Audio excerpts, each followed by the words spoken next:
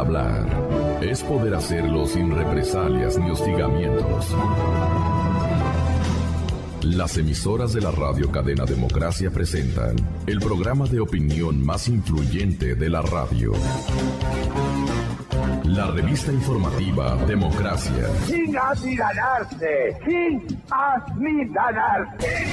Ecuador amazónico, desde siempre y hasta siempre.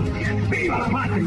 La revista informativa Democracia. A partir de este momento, Gonzalo Rosero y sus invitados analizan los temas de mayor trascendencia. La revista informativa Democracia con Gonzalo Rosero. Más libre que nunca. Comenzamos.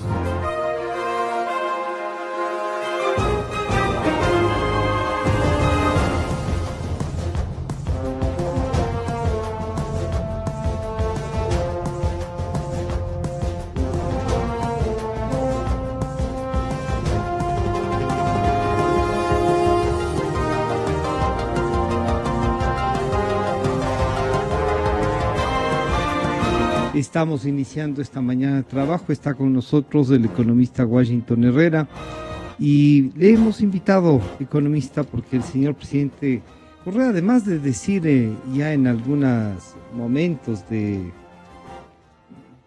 los meses de despedida, ha insistido permanentemente que deja al gobierno que viene la mesa servida. Pero no solo eso, sino que el día de ayer dijo que la economía estaba en franca recuperación, que habían ya 6 meses en positivo. Y claro, y eso no coincide con la percepción de los ciudadanos, peor aún con la percepción de los sectores económicos, y no sé si coincidirá o no con el presidente electo. Así es que una primera visión, ¿cómo se debería entender que una economía está en franca recuperación? Y dice que por gusto nos asustamos de la deuda. Bienvenido, buenos días. Buenos días. En realidad son palabras postelectorales. Yeah. No tienen un asidero en lo que ocurre en el Ecuador. Se gastó mucho dinero a base de deuda, lo cual no hay que hacer, porque la deuda tiene que ser para proyectos productivos, reproductivos en la economía nacional, no para pagar sueldos, para movilizar el medio circulante, para precisamente poder decir esto, que salgan unas cifras de que hay un poquito más de depósitos en los bancos, de que se paga un poquito más de los impuestos, pero ahí no está la solución del problema, porque eso no da empleos. El gasto puro y simple no da empleos. Por el contrario, los empleos adecuados han disminuido, porque la gente ya deja de ser afiliada al Seguro Social, la gente sale del margen ya jurídico, sale ¿no? del formalismo del Código del Trabajo y comienza a sufrir por la aplicación precisamente de estos populismos miopes y contraproducentes que creen que regalando, subsidiando, ¿no? Esa es la solución. Cuando se termina el dinero para poder regalar y subsidiar, comienza la gente, como en Venezuela, los indigentes, a comer de la basura. Entonces, una especie de ayuda corta, pero de pena larga. Eso es el populismo contraproducente. Lo importante ahora es que... basta que usted diga eso. ¿El presidente Correa ha sido un populista contraproducente para Por el Ecuador? supuesto, ¿Sí? si sigue endeudando al país, si este modelo sigue trabajando a base de endeudamiento, va a llegar un momento en que porque el endeudamiento tiene un límite, claro, no es infinito. Nadie presta en forma infinita a ningún país. Llega un momento en que no hay dinero para seguir regalando, para seguir subsidiando, en donde ya el pobre no tiene quien le regale, porque no se ha hecho un manejo estructural de la economía para crear empleos adecuados, empleos formales, empleos necesarios para que la economía tenga una sostenibilidad y la gente pueda realmente vivir mejor. Pero tenemos empleos no adecuados. Será un poquito menos, dicen, del salario mínimo vital, Sí, pero trabajando entre dos se pasa un poco el mínimo Eso vital. es, exactamente. O sea, Hasta a ahí la hemos buena de llegado. Dios, como diríamos. Hasta ahí hemos llegado. Pero si no se crea más empleos adecuados, y por el contrario, los empleos adecuados se están terminando para que la gente salga a lo informal, a inventarse estrategias de sobrevivencia. Como ahora vemos Pero que eso hay no es restaurantes chiquitos en emprendimientos, todas claro. partes. Esa es una estrategia de sobrevivencia. Y eso está bien, que la gente emprenda, que la gente trabaje por su cuenta, que no dependa de un patrón, que sea su propio emprendimiento el que le dé satisfacciones, el que le dé un ingreso, el que le permita mejorar su calidad de vida. Eso está muy bien. El asunto es cuando los 2 millones de pobres que subieron a la clase media vulnerable en el Ecuador en los últimos 10 años, comiencen a regresar a ser clase media cercana a la indigencia. O sea, es un retroceso del ser humano. Vuelvan al 1. Cuando pasa, eso es un retroceso del ser humano, por más que las cifras pinten que hay una velocidad de circulación del dinero y tal, pero lo que no hay es producción, productividad, competitividad. Yo alerto en que no estamos haciendo lo suficiente, por ejemplo, para ver qué nuevos productos podemos vender a la Unión Europea. Claro. ¿Usted ha oído que se ha vendido algún nuevo producto en función del nuevo acuerdo comercial? No, lo que se ha hecho es importar más productos europeos, vender un poco más de lo mismo. Se está vendiendo más banano, más camarones, más flores, en función de la apertura del mercado europeo. Pero para eso no hicimos el acuerdo comercial, hicimos para vender más cosas, claro, para diversificar más o menos eso a los 28 digamos, países. Pero no veo ni por parte de los empresarios, ni por parte del gobierno, una acción enérgica, urgente, efectiva, para vender cosas nuevas. Y eso lo trae el tiempo. Si no hacemos pronto, pues no vamos a poder. Pero si uno observa el discurso del presidente en los 10 años, nos ha dicho que él ha gastado estos 10 años en infraestructura y que esa infraestructura está montada y que ahora ya le toca a la empresa privada. ¿Es por turnos esto? ¿Cómo funciona? Bueno, yo creo que la empresa privada tiene también una responsabilidad frente al desarrollo nacional, incluso por su propia subsistencia. Un país que no crece, que está estancado o que decrece en el 1%, en el 2%, no favorece a la producción del Ecuador. Pero eso tiene que porque ver, hay menos consumo. Pero eso tiene que ver con un Estado regulador que se mete en todo, Yo creo tiene que ver con la iniciativa. El nuevo gobierno que, a mi juicio, ya tiene escrita la partitura, y lo que se va a cambiar es al director de orquesta. Y tiene los ejecutantes del concierto, que son los mismos. Lo que tiene que hacer en los primeros 100 días, diría yo, es definir las prioridades, por dónde nos vamos a ir. Señalar una hoja de ruta, pero la ruta va a ser la misma. La ruta va a ser la misma. Entonces, ¿qué vamos a hacer nosotros en los primeros 100 días? Eso tenemos que saber. Y no esperar que el nuevo gobierno se acerque hacia planteamientos liberales en materia económica. Y para eso, para ver qué hacer en el Ecuador después del 24, necesitamos un gabinete competente, preparado, con experiencia, que pueda realmente definir los objetivos inmediatos e inmediatos de acuerdo a los altos intereses de la nación y no de acuerdo a los intereses de un partido político. Economista, está en línea el señor economista Rodrigo Espinosa, a quien le saludamos. Estamos conversando con el economista Washington Herrera. Buenos días, economista Espinosa. De lo que nos dice el señor economista Herrera, uno podría decir, un gabinete competente, nos dice él, pero casi todos han tenido PhDs, han sido magíster, han sido un montón de cosas, y el planteamiento parecería que no va a cambiar. El presidente dice, les dejo ahí, bienvenidos a la mesa. Buenos días, economista Espinosa. Muy buenos días y muchísimas gracias y mis saludos a Washington, a los tiempos. Bueno, yo creo que la situación económica del país es sumamente delicada. No hay tal mesa tendida. Lo que tenemos es un récord en un déficit fiscal el año pasado. Tenemos una reducción de la producción del Producto Interno Bruto. Tenemos una deficiente inversión privada y deficiente inversión extranjera. Estamos con un banco central en pedazos, un banco central que no cuenta con liquidez y que ha utilizado casi todos sus activos para entregar recursos al fisco. Estamos hablando de una cantidad de financiamiento que llega a los 7,000 millones de dólares.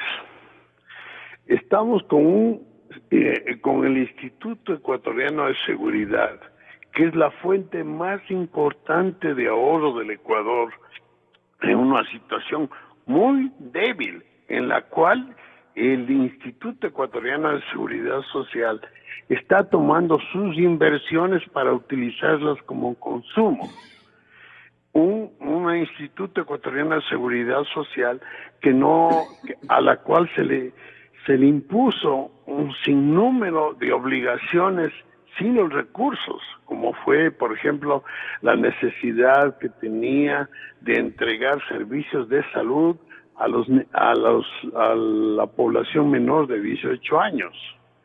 Y adicionalmente el gobierno ha negado las obligaciones que tenía con ese sector en salud, lo que ha permitido un desfinanciamiento del Instituto Ecuatoriano de Seguridad Social y el PSD decía que el seguro tenía exceso de ahorros, cuando todo el mundo sabe que las instituciones de seguridad social en todo el mundo son las fuentes de ahorro de todos los países, o sea, deben tener ahorro, porque en realidad lo que hace es trabajar para el futuro de los ecuatorianos que se van a jubilar. Entonces tienen que tener ahorros para invertirlos en inversiones clase A, triple A, que le permitan incrementar el valor de las aportaciones que tiene ahora para poder financiar el futuro de los ecuatorianos. Bueno, ese tipo de cosas. Y una pésima política monetaria, una pésima política fiscal. Pensar que el Ecuador ha llegado al 7% del PIB como déficit el año 2016 es una demostración de que hay un desequilibrio fiscal, hay un desequilibrio monetario y tenemos problemas en la balanza de pagos de que no hay inversión extranjera. El Ecuador vive. Señor economista, pero la inversión extranjera, uno revisa y dice 30, 40 años. ¿No ha sido en algún momento un aporte, digamos? ¿O realmente eso es el trabajo que no hemos sido capaces de hacer? No hemos sido capaces de hacer. Sí ha sido la inversión extranjera, ha habido años en los cuales ha representado para el país una situación productiva muy importante. Por ejemplo, si usted se pone a pensar en la década de los 70, la inversión extranjera en el sector de petróleos fue significativa y generó que, por ejemplo, el país llegue a niveles de producción del Producto Interno Bruto en el año 74 de un crecimiento del 25% casi exclusivo a la inversión extranjera, a la exportación de petróleo, y siguió esa inversión extranjera. Claro que después el país ha cometido un sinnúmero de errores en el manejo de la política económica que ha ahuyentado a la inversión extranjera, porque la inversión extranjera requiere que el país sea un poco más grande. Este es un país chiquito, entonces las posibilidades para la inversión extranjera se reducen. Y si se podía haber abierto si el Ecuador hubiera firmado un acuerdo con los Estados Unidos, porque eso significa un mercado muchísimo más grande y hubiera sido una posibilidad muy importante para incrementar la inversión extranjera. Pero eso, el problema grave para que nos deja este país es una incertidumbre, expectativas negativas del sector privado respecto a la inversión. Nadie está invirtiendo. Lo que vemos es que se están cerrando negocios. Vemos que el desempleo no cualitativo está en niveles como nunca históricamente. Entonces, vemos la inflación, mire, el mes anterior fue la inflación más baja. Eso da más o menos una demostración de que la actividad económica no se está moviendo. Y es gravísimo que los precios sigan en esos niveles, porque lo que puede presentarse en el Ecuador ya no es una recesión, sino una depresión de golpe. Sería la situación más grave. Por eso yo estoy muy de acuerdo con lo que dice Washington Herrera. Va a necesitar el próximo gobierno de un manejo económico extremadamente eficiente que permita lograr los ajustes adecuados, que permita fortalecer la dolarización.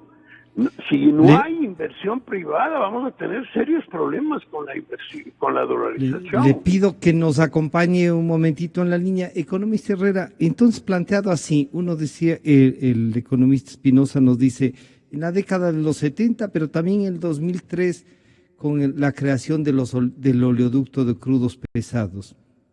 También, y el país creció, y llegamos a crecer como al 7-8%. Del 2003 hasta el 2005. Un saludo para... ¿Qué más esperamos? Un saludo para Rodrigo Espinosa. Yo estoy de acuerdo en que es el momento de que la inversión extranjera pueda venir al Ecuador, pero no solamente la extranjera, la nacional acumulada en el exterior, que se ha calculado que es de 30.000 millones de dólares de ecuatorianos que sus ahorros y sus utilidades han sacado afuera por temor a la desdolarización y por no confiar 100% en su propio país. Entonces hay que invitar a los ecuatorianos que han acumulado los 30.000 millones de dólares a lo largo de la historia, no estoy hablando de la última década, a lo largo se han acumulado en el exterior esos 30.000 millones de ecuatorianos. Ellos tienen que venir también para seguir viviendo en su propio país, a invertir. Pero ¿qué es necesario para que vengan? No es fácil decir que venga inversión extranjera, esa es la solución. Hay que pedirle a este nuevo gobierno que haga un compromiso definitivo de que no va a desdolarizar. Pero eso de que vamos a seguir con la porque quiere el gobierno. Pero no solamente decir, claro, exacto, hacer lo necesario para que no haya señales de que se diga que no va a haber desdolarización, pero hacer algunos anuncios, algunas acciones, como el caso del dinero electrónico, que todo el mundo se ha opuesto porque ven ahí, tal como está planteado, un peligro de buscar un camino para desdolarizar. Entonces hay dos cosas que tiene que hacer en los primeros 100 días el nuevo gobierno. Un compromiso contundente, definitivo, de que no va a desdolarizar. Y segundo, que no va a hacer nada para que se corra el riesgo de una desdolarización por su propia supervivencia. Porque la desdolarización es algo tan impopular e inconveniente en este momento histórico de la economía ecuatoriana, que hasta puede atentar contra la estabilidad de cualquier gobierno en el Ecuador. Entonces, por su propia estabilidad tiene que hacer estos dos anuncios y estas dos acciones. Pero no se olvide que para que la inversión extranjera sepa que va a seguir la dolarización, para que los ecuatorianos que tienen plata afuera traigan para hacer negocios aquí en la confianza de que no va a haber la desdolarización. Eso es básico. Sin hacer eso no va a venir. No va a venir, por más que se diga una expresión de deseos, ¿no? De todos, que haya más inversión, que haya más inversión. La inversión no viene cuando no hay rentabilidad, cuando no hay seguridad. A nadie le podemos pedir que sea un inversionista filántropo, el inversionista tiene que venir cuando hay rentabilidad. Entonces hay que negociar con la empresa privada mediante una especie de coaliciones amplias, sin ideologismos, coaliciones amplias, en función de recuperar la economía, de crear más empleo, no solamente recuperar la economía a base de gastos con endeudamiento, claro, sino de crear más empleo, más producción, más competitividad, crear nuevas líneas de exportación que no hemos creado desde hace 50 años. Seguimos con lo mismo, líneas grandes de exportación no hemos creado. Entonces, por ahí vamos a hablar con la empresa privada. Una empresa privada para hacer un compromiso que realmente pueda sacar al país adelante. Si no hay más producción, si los ecuatorianos no trabajamos mejor, es decir, sacar más producto al menor costo posible, no habrá ninguna recuperación económica y viviremos de saltos a base de endeudamiento, y eso no es posible. ¿No será que no hemos entendido en estos 10 años el modelo que el régimen y la continuidad de estos 4 años nos han querido imponer, que es una cosa distinta, que no hay que abrirse demasiado, que hay que tratar de que lo nuestro es lo primero, de que no importa que no hay tratados, se denuncian tratados bilaterales? Ese fue un planteamiento político y económico parroquiano. Nosotros, como afirma Rodrigo Espinosa, somos un país pequeño, con un mercado pequeño, con consumidores reducidos, porque quienes tienen la menor capacidad de consumo son la mayoría del Ecuador, son los pobres del Ecuador. Eso es un país pequeño, con un mercado pequeño, que no puede pretender, ¿no?, que vengan las inversiones, que aterricen las inversiones. Desgraciadamente, un país pequeño con estas carencias, una vez que se han hecho carreteras, se están modificando los puertos, los aeropuertos, una vez que se ha hecho todo eso, hay que dar ventajas proporcionalmente inversas al tamaño de la economía de un país. Vale decir, un país pequeño tiene que dar más ventajas al inversionista que un país grande. Pero ahí van a tener miedo de que les digan neoliberales. Pero en este momento ya no se trata de ideologías, se trata de recuperar lo poco que se ha hecho en materia social. Hay que mantener a esos 2 millones de ecuatorianos dentro de una clase media, aunque fuese vulnerable, pero que no regrese a ser pobre como era antes. Y eso hay que superar a base de decisiones importantes, a base de decisiones riesgosas en términos de créditos políticos, de popularidad. Señor economista Espinosa, bueno, dice, al igual que inversión extranjera, al igual que generar trabajo, todas esas son un poco declaraciones que podrían invitarnos a respaldar un proyecto político, pero el propio presidente electo Lenín Moreno decía que se saldrá de la dolarización cuando la economía esté lo suficientemente fuerte como para aplicarla, ¿no es cierto? Y después ha dicho que la dolarización esté en firme. ¿Qué deberían o cómo encontrar esta firmeza? ¿Qué debería hacer el presidente electo, además de tener un gabinete, como nos ha dicho el economista Herrera, que nos dé señales así? ¿Qué más debería hacer, economista? Señales muy positivas, no solamente declaraciones. Por ejemplo, yo creo que todos los ecuatorianos estarán de acuerdo conmigo en lo que hace relación con el sector de la construcción. ¿Cuál fue el efecto grave que generó una caída de la producción tan importante de un sector clave para el empleo y clave para la producción, para la actividad económica? Fue la decisión la ley de plusvalía. De la ley de plusvalía hace tiempos. Y la adherencia. Y las adherencias. Entonces eso generó un problema serio. Gente que quería invertir en el sector de la construcción, sea por ahorro, sea por pensar en su futuro, por lo que sea, o ver un medio de actividad productiva que le genere recursos, les cortó de golpe.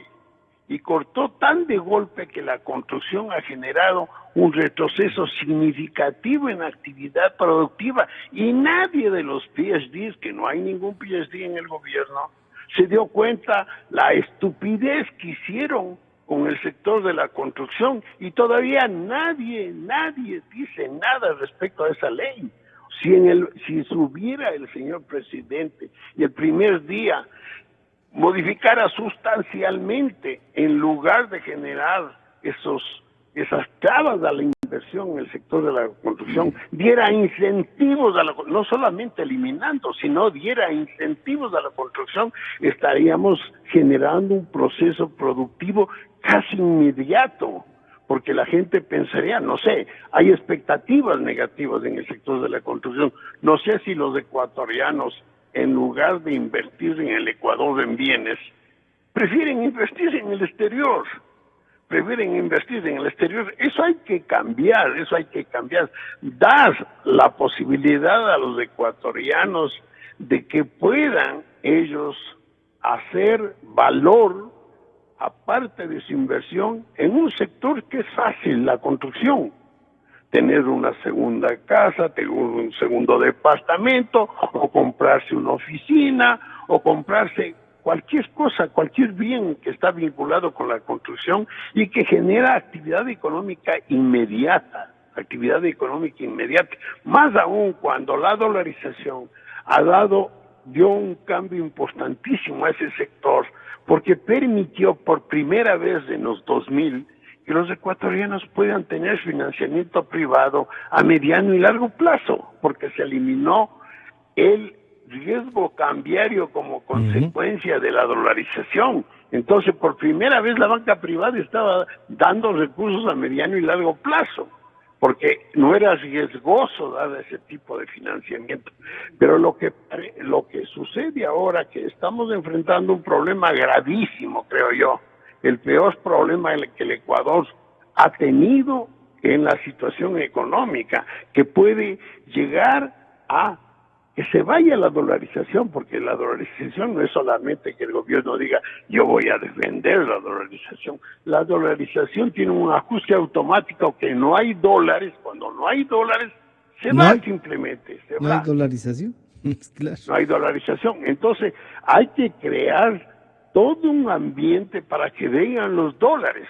Los dólares que hay aquí en el país ya no están viniendo de la balanza de pagos. Eso es gravísimo. ¿Necesitará un paquetazo? El presidente Correa dice que como nunca antes ningún gobierno, el que inicia, no necesita de eso. Vea, lo que necesita es un cambio total en el manejo de la economía. Una pésima conducción económica de parte del señor presidente, que así como no ha sabido inglés, no ha sabido economía. Entonces, ha demostrado y sigue demostrando que tiene problemas sobre la política económica, decir que la mesa le deja tendida cuando la situación, este presidente va a enfrentar una situación económica que nunca en historia ningún presidente lo ha tenido que enfrentar, porque hay un problema. ¿De dónde vas? Mire, recién se dio una información respecto a los gastos en el año 2017.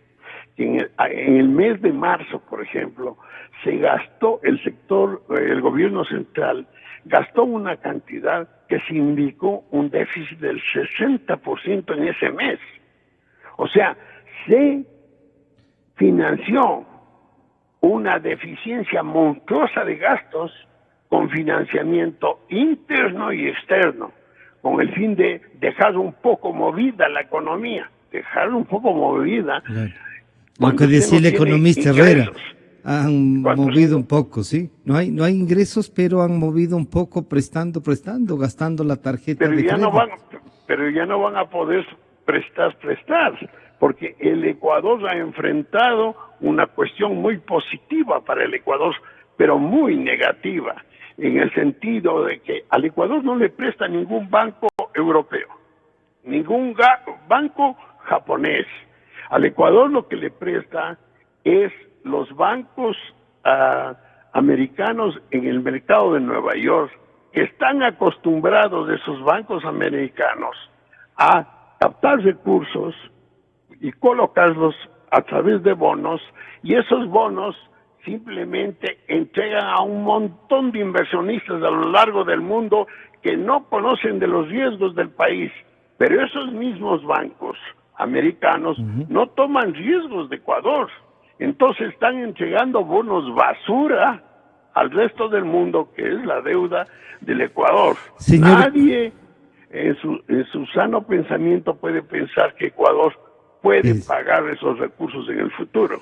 Señor economista, yo sí quiero comprometerles a los dos para encontrarnos nuevamente en esta mesa de trabajo e ir un poco buscando algunas alternativas que le puede pasar. Muchas gracias por atendernos. Yo le agradezco muchísimo y un saludo a Washington. Economista Herrera, entonces, planteado así, esto es lo que ustedes han hecho es una radiografía en donde, si bien estábamos caminando y respirando, lo que nos damos cuenta es que en esta radiografía hay costillas rotas, hay casi unos dos brazos que necesitan que las articulaciones vuelvan a funcionar. Lo ¿Cómo importante hacemos? es tener un diagnóstico ¿Sí? realista, verdadero, para ver cómo curar al enfermo. Y yo pienso que el nuevo gobierno en los primeros 100 días podría también adoptar ciertas medidas de política fiscal,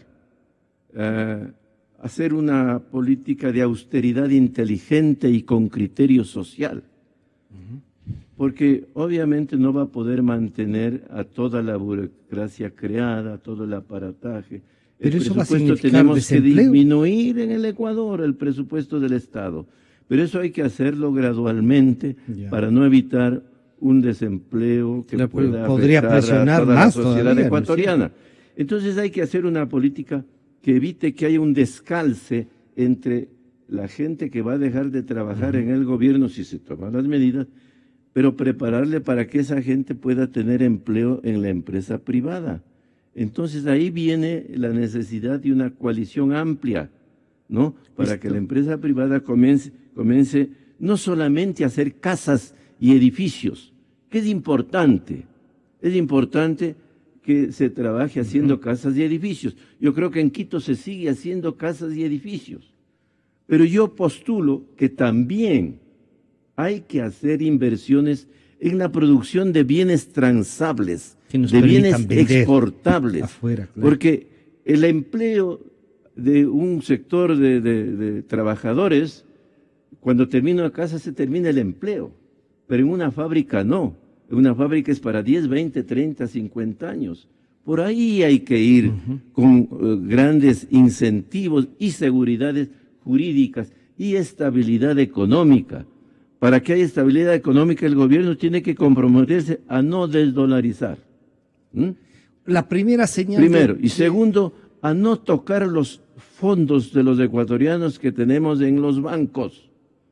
Porque eso es muy peligroso para el nerviosismo que puede causar si la gente parecería que eso ya se han gastado, a reflexionar, doctor, en el sentido de que con mis dineros que tengo en mis libretas de ahorros, en mis cuentas corrientes, puede el gobierno empezar a recibir préstamos del Banco Central. Pero ya han recibido más de lo que podía. Entonces el nuevo gobierno tiene que hacer también tiene que jurar no topar esos fondos. No topar porque eso más.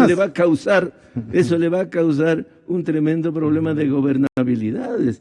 Eso es muy peligroso, eso es muy peligroso. El nerviosismo comienza cuando usted siente que su dinero y su bolsillo se puede achicar, no por culpa suya, sino por culpa de una política económica equivocada. Muy errática con demasiados temores.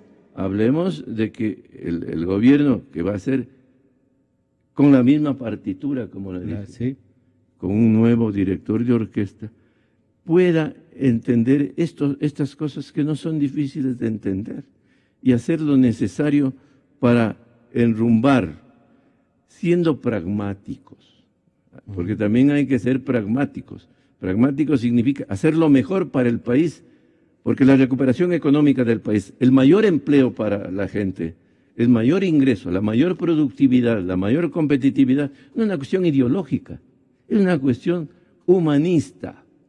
Cambió el mundo en eso, ¿no? El tema ideológico ha ido variando a la práctica y a la solución de los problemas. ¿Por qué tenemos que estar, por ejemplo, por qué no podemos hacer un convenio con Estados Unidos? Porque Estados Unidos no quiere. No quiere. ¿Desde cuándo no quiere? Desde que intervenimos en una compañía petrolera, la Oxy, porque el día que intervenimos en una compañía con la Oxy, el gobierno norteamericano le dijo a la delegación ecuatoriana en Tucson, Arizona, hasta aquí llegamos con la negociación, que ya estaba casi lista para firmar el acuerdo comercial con Estados Unidos. Si hubiésemos actuado con pragmatismo, ¿no?, hubiésemos logrado mejores destinos. Y también, pues, hay que mirar más hacia adelante, porque eso quieren nuestros hijos, que miremos hacia adelante, que hagamos las cosas hacia adelante. Yo recuerdo que en tiempos de Febres Cordero le dejó al gobierno de Borja una reserva monetaria internacional negativa en $320 millones. Y el gobierno de Borja, a base de una austeridad casi franciscana, logró llegar a 0 reserva monetaria internacional en un año, porque le dejó el gobierno de Febres Cordero en menos 320, ¿no? Entonces, y la deuda no necesitamos que se aprenda de la historia las buenas cosas, no las malas cosas. Aprendan cómo en ese primer año de austeridad el gobierno de Borja logró recuperar la reserva monetaria y comenzó a trabajar bajando la inflación, que era el 95%, señor. Imagínense lo que es tener un país chiquito con una inflación del 95%. Pero ahora esa era la que situación. Es que la inflación sea tan baja. Es posible tomar medidas como tomó el gobierno de Borja para la recuperación económica. Sí es posible. No nos derrotemos. Es posible. Sí, es posible. ¿Usted creería que, por ejemplo, que si le agradecemos al Ministerio de la Felicidad, si les agradecemos algunos seguridades, esta parafernalia con la que se ha movilizado este gobierno, se ahorra? Por supuesto que hay que hacer un proceso de desescalamiento de tanta burocracia. Tienen que acabarse muchas cosas. No se puede hacer a lo loco, hay que hacer con una planificación gradual para que el desempleo no sea tan fuerte y súbito. Pero sí hay que decirle a la sociedad ecuatoriana, vamos a disminuir un 20% del presupuesto nacional en el 2017-18. Y la meta, cuando entregue el gobierno el año 21, debe ser que no tengamos un déficit fiscal más alto de un 4 o 5%. Pero hay que trabajar ya con esas ideas. Veo con esperanza. Porque si no, no sabemos por dónde vamos, va a ser completamente difícil. Y para eso necesitamos autoridades económicas sólidas, prestigiosas, creíbles, obedecibles. Eso en política es muy importante. Usted tiene que obedecer al que tiene la razón en función del bien común. No puede obedecer a una persona dogmática. Tiene que obedecer a aquel que le está señalando un camino para llegar a lo que todos queremos, que es una recuperación, que la gente viva mejor, que la gente pobre cada vez sea menos en el Ecuador. Queremos agradecerle, señor economista Washington Herrera. Vean, esta es la visión el escuchado, que tiene mucha esperanza y fe también. Como se dice, el Ecuador tiene salidas y es posible, nos ha dicho el economista Washington Herrera. Muchas gracias por acompañarnos. Está ya en nuestros estudios María Belén Arroyo, con quien iniciaremos de inmediato. Ya volvemos. Yo creo en la radio, creo en la verdad, creo en Nexa FM.